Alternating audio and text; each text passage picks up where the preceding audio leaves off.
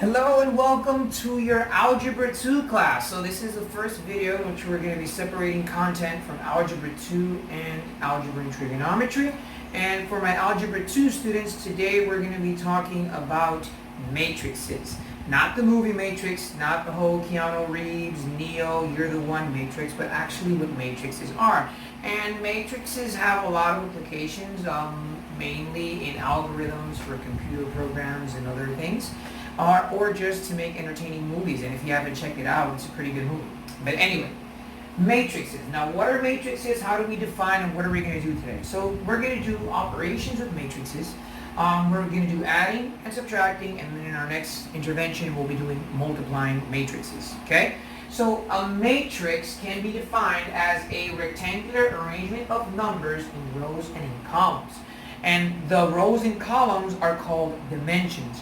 So if we look at this generic way of representing a matrix, we know that the vertical arrangement is what we call the rows, and then the horizontal arrangements is what we call the columns. So we're going to see adding and subtracting matrices, and we have the formulas.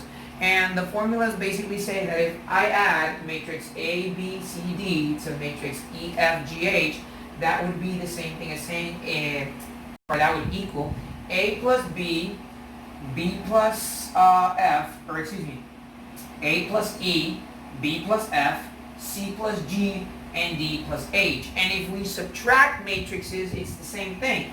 A minus E, B minus F, C minus G, and D minus H. Okay, now I know that sounds a little confusing, but let me just kind of recap. A plus E, B plus F, C plus G, D plus H is when we're adding, and when we're subtracting, A plus E, or A minus E, B minus F, C minus G, and D minus H. Okay, so let's look at two real quick examples, and our video lesson for today is short and sweet, so it really shouldn't take much to do.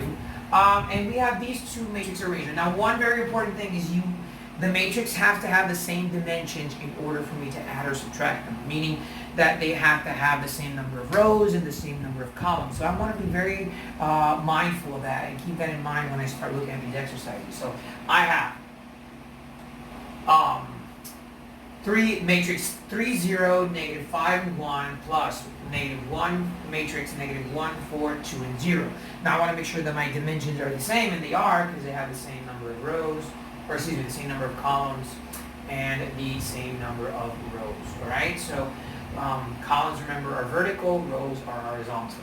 So what I do, and I'm going to do this process mentally, you can do it, you can write it on a separate sheet, or if you want to do this.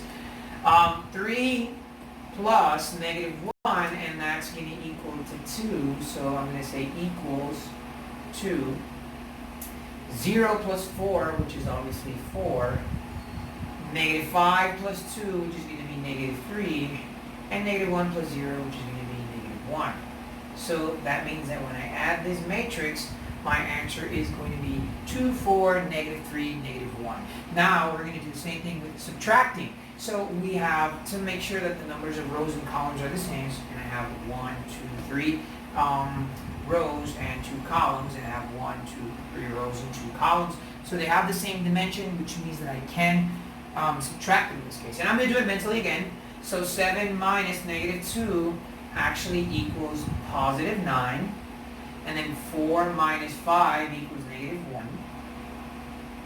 And then 0 minus 3 equals negative 3. And then negative 2 minus negative 10 would equal 8. And negative 1 minus negative 3 would equal 2.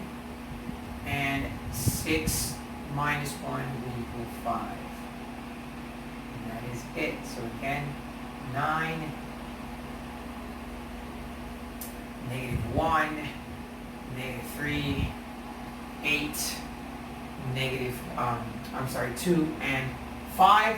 And that's it. That's how you solve these exercises. So along with this video, guys, I'm going to actually repost some practice problems for you to do. Stay safe, and this is your favorite math teacher signing off. Bye.